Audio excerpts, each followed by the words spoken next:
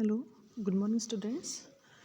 So, here we are going to start our new topic that from physical chemistry.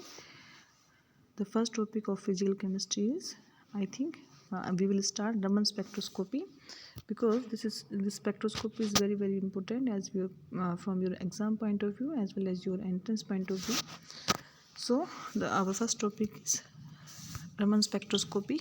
Raman spectroscopy actually में जैसा कि अनिवार्य में मैं तुम्हें बता चुकी हूँ what is the basic principle of spectroscopy. Spectroscopy का बेसिक प्रिंसिपल क्या होता है, वो सब स्पेक्ट्रोस्कोपी का कॉमन फंक्शन है। आप रमन स्पेक्ट्रोस्कोपी में रमन स्पेक्ट्रोस्कोपी किसके नाम पे पढ़ा है, साइंटिस्ट जे.वी. रमन के साइंटिस्ट सी.वी. रमन के साइंटिस्ट जो हैं उनके नाम पे पढ़ा है क्योंकि इन्होंने इसको डिस्कवर किया था। रमन स्पेक्ट्रोस्कोपी ये फिजिक्स में भी काउंट होती है as well as in chemistry, दोनों में काउंट होती है। दोनों का फंक्शन भी सेम है, दोनों का फिनोमिना भी सेम है, बट अपन इसको पढ़ेंगे from the chemistry point of view. वो रमन ने क्या किया था, सबसे पहले you should know about what is the laser beam, what is the rays, radiation जो यूज होती हैं, कौन सी रेडिएशंस यूज होती है रमन स्पेक्ट्रोस्कोपी में। The first question is the radiation used in the Raman spectroscopy is laser beam. जो radiations, जिस रेडिएशंस की फ्रीक्वेंसी अपन डालते हैं रमन स्पेक्ट्रोस्कोपी में, the frequency is from laser. Clear. Junior classes में पढ़ा होगा तुमने the phenomena scattering. Scattering actual में होती क्या है, स्कैटरिंग क्या होती है, रेज ऑफ लाइट को अपन उसको फैलाते हैं। जैसे सपोज करो एनर्जी की बीम आई, एनर्जी की बीम तुम्हें पता है एनर्जी बीम होती क्या एक्चुअल में, वो एनर्जी होती है स्ट्रीम ऑफ फोटोन्स। क्या होता है फोटोन, तुम्हें पता है अकॉर्डिंग टू प्लैंक्स कांस्टेंट वो क्या होता है एनर्जी की एक दूसरी फॉर्म है जिसकी वैल्यू होती है एच न्यू के बराबर। अब स्कैटरिंग क्या करनी है, सपोज करो अपन एक रेज पास की गई, स्ट्रीम ऑफ पार्टिकल्स पास किया, स्ट्रीम ऑफ पार्टिकल्स किससे टकराया, ये मॉलिक्यूल से टकराया, मॉलिक्यूल से टकरा कर वो अपनी डायरेक्शन, उसको क्या कहते हैं इंसिडेंट रेज, उसको क्या कहोगे रिफ्लेक्टेड रेज। रिफ्लेक्टेड रे क्या करती हैं, डिफरेंट डायरेक्शन में मूव करती हैं, उस डायरेक्शन के मूवमेंट को क्या कहते हैं द स्कैटरिंग ऑफ लाइट, की लाइट स्कैटर्ड हो गई है। अब लाइट स्कैटर्ड हो गई, इस फिनोमेना पे रमन स्पेक्ट्रोस्कोपी जो सी.वी. रमन साइंटिस्ट थे उन्होंने तीन तरह की स्कैटरिंग पास मिली। तीन स्पेक्ट्रिंग क्या होती है, सपोज करो जैसे उसको अदर लैंग्वेज में क्या कहते हैं कि पार्टिकल्स रेज ऑफ बीम में मॉलिक्यूल से टकराया और उन दोनों में आपस में क्या हुआ, कोलिजन हुआ। That means collision between stream of particles and molecule, दोनों के बीच में आपस में क्या हुआ, कोलिजन हुआ। अब collision it can B two types, एक इलास्टिक कोलिजन होता है, एक होता है non elastic collision. Means elastic collision means अगर उसको जैसे इलास्टिक करते हैं, जैसे उसको अपने स्ट्रेच किया और वो अपने ओरिजिनल पोजीशन में एज इट इज आ जाता है, मतलब उसके फिनोमिना में कोई चेंज नहीं आता। दैट मीन्स अगर उनकी एनर्जी में कोई चेंज ना आए, एनर्जी मतलब जो रेडिएशंस की एनर्जी है वो रेडिएशंस स्कैटरिंग के बाद भी, कोलिजन के बाद भी उतनी एनर्जी मिली तो उसको क्या कहोगे इलास्टिक कोलिजन। उसके बाद आया non elastic, inelastic collision. Inelastic collision means अपन ने रेज ऑफ बीम पास की, उसके पास एनर्जी क्या है is equal to h mu की एनर्जी पास की। अब उसमें क्या आ गया, जितनी रेडिएशंस की एनर्जी थी और इलास्टिक कोलिजन के बाद एनर्जी में क्या है चेंज आया, उसको क्या कहोगे इनइलास्टिक कोलिजन। और इनइलास्टिक कोलिजन से किसकी डिस्कवरी हुई, रमन स्कैटरिंग की। रमन स्कैटरिंग भी कितने टाइप की होती है, it is of 3 type, that is रेलिंग स्कैटरिंग, स्टोक लाइन्स और एंटी स्टोक लाइन। अब होता क्या है रेलिंग स्कैटरिंग में क्या होगा, स्टोक लाइन्स क्या होती हैं, एंटी स्टोक लाइन्स क्या होती है। रमन स्पेक्ट्रोस्कोपी में अपन को 3 फिनोमेना याद रखने, द फर्स्ट वन इज रेलिंग scattering, the second one is Stokes lines and third one is anti Stokes lines. अब एक्चुअल में होता क्या है, सपोज सी द डायग्राम, वो स्ट्रीम ऑफ लाइट पास हुई, स्ट्रीम ऑफ पार्टिकल्स पास की गई जिसकी एनर्जी क्या है एच न्यू है। अब इस एनर्जी का कैसे डिफ्रेक्शन करना है, कैसे स्कैटरिंग करनी है, देखो रेलिंग स्कैटरिंग क्या होती है, मॉलिक्यूल आया, रेज ऑफ बीम पास की गई, मॉलिक्यूल है, उससे क्या हुआ आपस में दोनों का कोलिजन हुआ, और कोलिजन के बाद जो स्कैटर्ड रेडिएशंस हैं, रेडिएशन जो कोलिजन के बाद हैं उनकी एनर्जी में कोई चेंज नहीं है, दोनों की एनर्जी क्या है सेम है, दोनों की एनर्जी, उसकी भी एच न्यू थी और आफ्टर कोलिजन भी एनर्जी कितनी h nu. That scattering is known as रेलिंग scattering. Please note the point, that scattering is note as रेलिंग स्कैटरिंग। अगर एनर्जी में कोई चेंज नहीं है दैट मीन्स रेलिंग स्कैटरिंग इज देयर। अब एनर्जी में चेंज आ गया, चेंज मतलब वो कम भी हो सकती है और ज़्यादा भी हो सकती है। जो एनर्जी अपन दे रहे हैं उसके कंपेयर में उसको एच न्यू, सपोज करो अपन ने एच न्यू एनर्जी पास की पार्टिकल्स की, अगर एनर्जी एच न्यू से कम हुई या एनर्जी एच न्यू से ज़्यादा हुई, it depends according to that factor the scattering can be divided into two part, that means Stokes lines and anti stock line. देखो as I already seen in the picture, if mu frequency अगर railing की frequency ज़्यादा है, frequency किसकी कम है, railing की frequency ज़्यादा है और जो एनर्जी स्कैटर रेडिएशन है उसकी फ्रीक्वेंसी कम है, दैट मीन्स उसको किस में काउंट करोगे, स्टोक लाइन में काउंट करोगे। अगर फ्रीक्वेंसी ऑफ एनर्जी ज़्यादा है और रेलिंग स्कैटरिंग से ज़्यादा है तो उसको क्या कहोगे, एंटी स्टोक लाइन्स। अब दोनों बनती कैसे हैं, स्टोक लाइन कैसे बनती है, एंटी स्टोक लाइन कैसे बनती है, सी देखो, see the diagram, we have the energy levels, that means n is equal to 0, n is equal to 1, n is equal to 2। Suppose करो ये जैसे मोलिक्यूल्स की क्या होती है एनर्जी लेवल्स हैं, n is equal to 0, 1, 2, 3 as well as in the same way and the last level is known as virtual level। virtual level means अपन ने इसको इमेजिन कर रखा है कि ये लेवल हम इस लेवल तक जाना चाहते हैं, that is the virtual level। that means अब अपन ने क्या किया, एनर्जी पास की गई, मॉलिक्यूल था वो अपनी ग्राउंड स्टेट में है, दैट मीन्स एनर्जी किस मॉलिक्यूल किस में है, n is equal to 0 level में है। अपन ने क्या की गई, रेडिएशंस पास की गई, रेडिएशंस से मॉलिक्यूल ने क्या किया, कुछ एनर्जी एब्जॉर्ब की और वो कहाँ चला गया, एक्साइटेड लेवल में। एक्साइटेड लेवल कौन सा है यहाँ पे, वर्चुअल लेवल है, वर्चुअल लेवल है। लेकिन उसके बाद वो वहाँ पे क्या आएगा, वापस एनर्जी को रिवर्ट करेगा, दैट मीन्स लाइट की क्या होगी, स्कैटरिंग होगी, वापस आएगा, रिफ्लेक्टेड लाइट आएगी, ये इंसिडेंट रे है और उसको क्या कहेंगे, रिफ्लेक्टेड रे कहेंगे। देखो एनर्जी अपन ने पास की, मॉलिक्यूल किस में था, n is equal to 0 level पे था, रेडिएशंस पास की गई जिसकी एनर्जी क्या थी, एच न्यू के बराबर थी, मॉलिक्यूल के ने क्या किया, एनर्जी एब्जॉर्ब की और वो कहाँ चला गया, वर्चुअल लेवल पे चला गया। अब मॉलिक्यूल वर्चुअल लेवल से वापस आया है, वापस आया कहाँ पे आया, एन इज इक्वल टू 0 से स्टार्ट हुआ था और ग्राउंड स्टेट पर स्टार्ट हुआ था और ग्राउंड स्टेट से रिटर्न बैक हो गया, और जब उसने रिटर्न वाली प्रोसेस की गई तो एनर्जी क्या हुई, रिलीज हुई, दैट मीन्स स्कैटर्ड हुई, that mean incident reflected rays आई। अब देखो एनर्जी जब इंसिडेंट रे की थी वो एनर्जी भी क्या थी, एच न्यू के बराबर, आफ्टर रिफ्लेक्शन और कोलिजन भी एनर्जी क्या रही, जो रिफ्लेक्टेड लाइट उसकी एनर्जी क्या है, सेम है, एच न्यू है। That type of scattering is known as रेलिंग scattering. Got that point? Now see,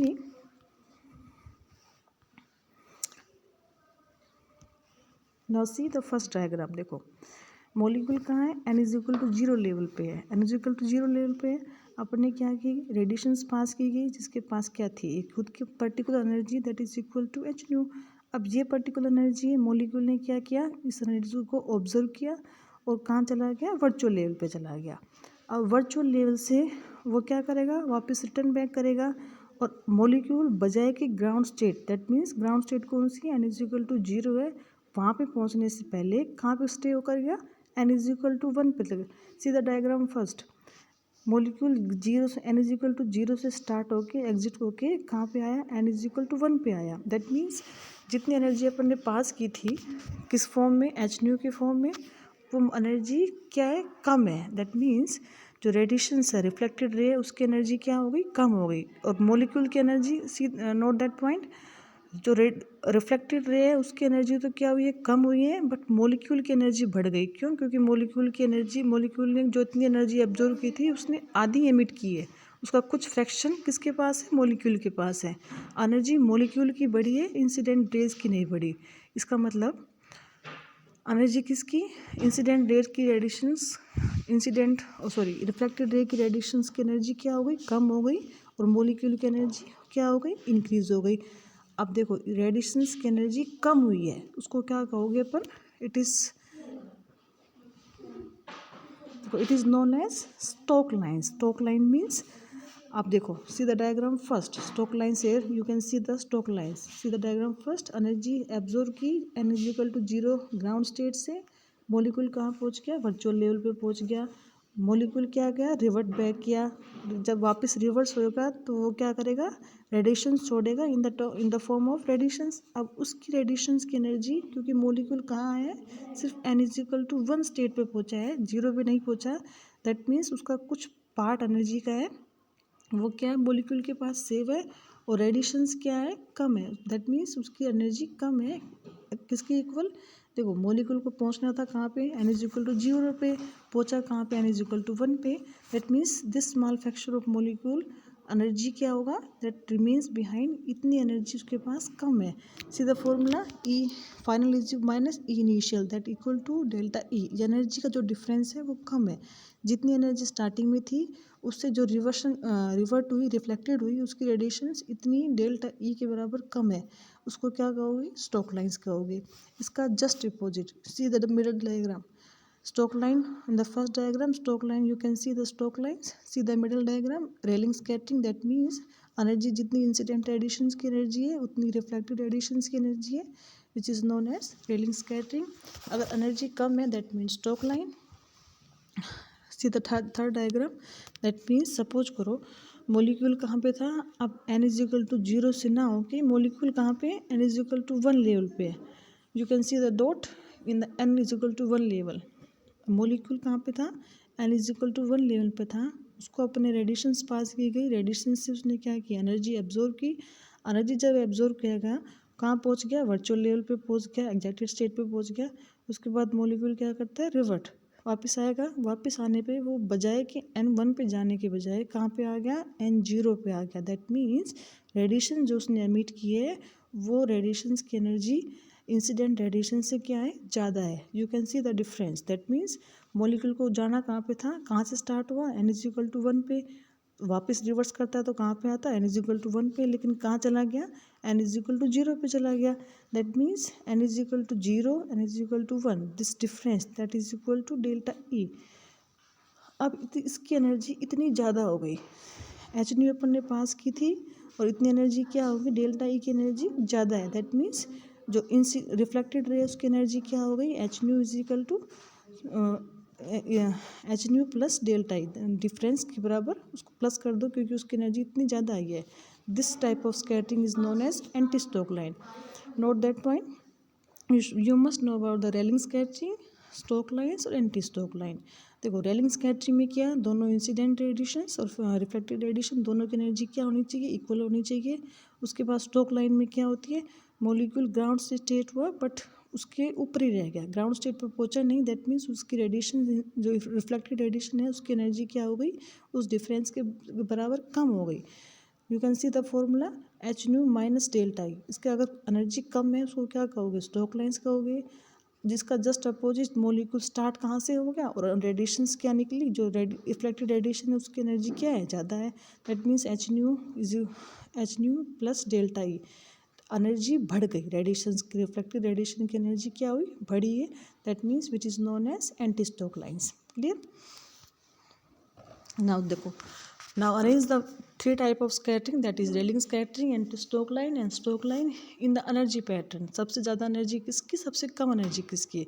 अगर दोनों इक्वल है दैट मीन्स रेलिंग स्कैटरिंग।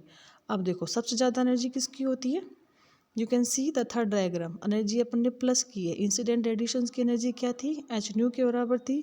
इसकी एनर्जी क्या है, h new plus delta E. Delta E को अपन ने जो डिफरेंस है जहाँ पे पहुँचना चाहिए था और जहाँ पे पहुँचा है उन दोनों का डिफरेंस क्या है, डेल्टा ई के बराबर। डेल्टा ई यहाँ पे क्या है, ई फाइनल माइनस ई इनिशियल। तो ये एनर्जी अपन ने क्या की, प्लस। तो सबसे हाईएस्ट जो एनर्जी होती है वो किसकी होती है, एंटी स्टोक लाइन्स की। उसके बाद किसकी आएंगी, रेलिंग स्कैटरिंग की आएंगी। उसके बाद किसकी आती है, स्टोक लाइन्स की। ठीक है। अब यहाँ देखो ये रेडिएशंस एनर्जी किसकी है, रिफ्लेक्टेड रेडिएशंस की है। अब देखो अगर आप उससे कोई पूछ ले सबसे हाईएस्ट मॉलिक्यूल की एनर्जी किसकी है, सबसे हाईएस्ट मॉलिक्यूल की एनर्जी स्टोक लाइन्स की, क्योंकि स्टोक लाइन वाले मॉलिक्यूल ने अब उसके पास एनर्जी रखी है। जो रेडिएशंस एमिट किए है वो एनर्जी तो क्या है, कम की है। इसका मतलब क्या है, उसके खुद के पास क्या है, एनर्जी का एक फ्रैक्शन बचा हुआ है। तो हाईएस्ट एनर्जी मॉलिक्यूल की स्टोक्स में होती है, लेकिन रेडिएशंस तीनों का जब अरेंज करोगे लाइंस के फॉर्म में तो एंटी स्टोक लाइन की एनर्जी हाईएस्ट, रेलिंग की सेकंड नंबर पे और स्टोक लाइन की एनर्जी सबसे कम। देखो अब उसके बाद इसका just opposite you can see energy delta E is equal to h nu by h delta E is equal to h nu बराबर c by lambda. That means energy E, you can see the diagram here. You can C का the formula here E is equal to h nu किसके बराबर होता है c by lambda. That means energy और wavelength एक दूसरे के क्या होती है इन्वर्सली प्रोपोर्शनल होती है. दैट मीन्स जिस लाइंस की एनर्जी सबसे ज़्यादा मिलेगी, जिस टाइप की स्कैटरिंग की एनर्जी सबसे ज़्यादा मिलेगी, उसकी वेवलेंथ क्या मिलेगी उतनी ही कम मिलेगी. अभी अपन ने क्या देखा था कि अरेंज किया था इन मॉलिक्यूल्स को in the form of energy के फॉर्म में अरेंज किया था. सबसे हाईएस्ट एनर्जी किसकी होती है एंटी स्टोक लाइंस की, उसके बाद किसकी होती है रेलिंग की, उसके बाद किसकी होती है स्टोक लाइंस की. उसका जस्ट इन्वर्स कर दो. उसको अपन ने इन तीनों को स्कैटरिंग को अपन को अरेंज करना है in the term of wavelength. सबसे हाईएस्ट वेवलेंथ किसकी मिलेगी जिसकी एनर्जी सबसे कम है. सबसे कम एनर्जी किसकी होती है स्टोक लाइंस की. दैट मीन्स ऑर्डर क्या लैम्डा का ऑर्डर क्या हो जाएगा स्टोक की वेवलेंथ सबसे ज़्यादा, रेलिंग फिर मिडल में और एंटी स्टोक लाइन की वेवलेंथ सबसे कम. That means that clear. So you should know about the three type of scattering. रेलिंग स्कैटरिंग, रमन स्पेक्ट्रोस्कोपी एक्चुअल में होती क्या है एक बार फिर इसको रिवाइज कर लेते हैं. होती क्या है सीवी रमन साइंटिस्ट थे, उन्होंने डिस्कवर किया था, उसके उन्हीं के नाम पे स्पेक्ट्रोस्कोपी का नाम रखा गया रमन स्पेक्ट्रोस्कोपी. एक्चुअली में उन्होंने क्या स्टडी किया था, उन्होंने स्कैटरिंग किया था कोलिजन और स्कैटरिंग. भाई कोलिजन होता है क्या है मॉलिक्यूल्स और रेडिएशन के बीच में आपस में क्या हो रहा है कोलिजन हो रहा है, और कोलिजन के बाद क्या होती है स्कैटरिंग होती है. स्कैटरिंग और वो कोलिजन क्या होता है दो टाइप का होता है, या तो इलास्टिक कोलिजन होगा या non elastic. Elastic means as normal way you know दो अगर कोई चेंज ना हो. दैट मीन्स इलास्टिक कोलिजन अगर चेंज हो रहा है, चेंज को उसको क्या कहते हैं रेलिंग स्कैटरिंग. और you can see Raman scattering. Raman scattering से जब इलास्टिक कोलिजन था तो कोई चेंज नहीं हुआ. That means the process is normal.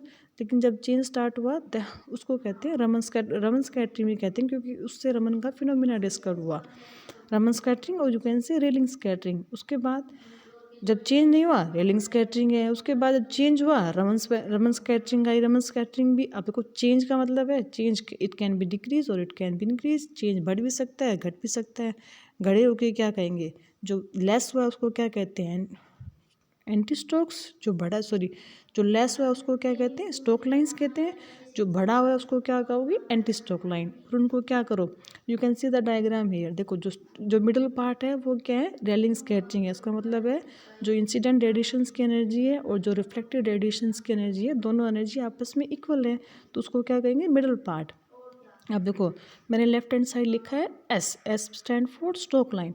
अब स्टोक लाइन का मतलब है इधर से जब यहाँ से अरेंज करते हैं इनका इंक्रीजिंग ऑर्डर ऑफ एनर्जी, तो लेफ्ट हैंड साइड पे कौन सी आएंगी क्योंकि एनर्जी स्टोक लाइन में क्या हुई कम हुई है, उसको अपन ने लिखा है एस से. इसकी एनर्जी इतनी कम हो गई. देखो इतनी कम किससे हुई है, उसको कम का डिफरेंस किसके मानोगे डेल्टा ई के बराबर. कि डेल्टा ई के बराबर मतलब जहाँ से मॉलिक्यूल एक्साइट हुआ था उसको मॉलिक्यूल से वहाँ पे ना पहुँचकर एक लेवल ऊपर रह गया, मतलब उसकी एनर्जी जितनी पहुँचनी चाहिए थी उससे डेल्टा ई कम है, तो एनर्जी क्या हो गई लेस हो गई. राइट हैंड साइड देखो ए एस दिख रहा है. A S it stand for anti stock line. देखो एंटी स्टोक लाइन में क्या करते हैं एनर्जी बढ़ी है जहाँ से मॉलिक्यूल एक्साइट हुआ था और उसको क्या जहाँ से स्टार्ट हुआ था उससे आगे तरफ वो क्या करता है ग्राउंड स्टेट में पहुँचेगा. दैट मीन्स उसकी एनर्जी उतनी इंक्रीज हुई है, तो उसको क्या करेंगे अपन. अब ऑर्डर क्या होता है in the increasing order of energy. That means अगर कम है तो उसको कैसे करोगे लेफ्ट हैंड साइड शो करोगे, ज़्यादा उसको कैसे करोगे राइट हैंड साइड शो करोगे. मिडल पार्ट क्या होता है रेलिंग स्कैटरिंग, और उसके बाद left hand side stoke line और right hand side anti stock line. Energy का पैटर्न समझ में आ गया. इसका जस्ट रिवर्स क्या कर दो वेवलेंथ का, क्योंकि एनर्जी और वेवलेंथ एक दूसरे की क्या होती है इन्वर्स होती है. I think that is clear. You can ask the problem. You can ask the problem in our next lecture. So in our next topic we will study about the next topic. उसके बाद जितनी भी scattering आएगी we will study in the next class. Thank you very much.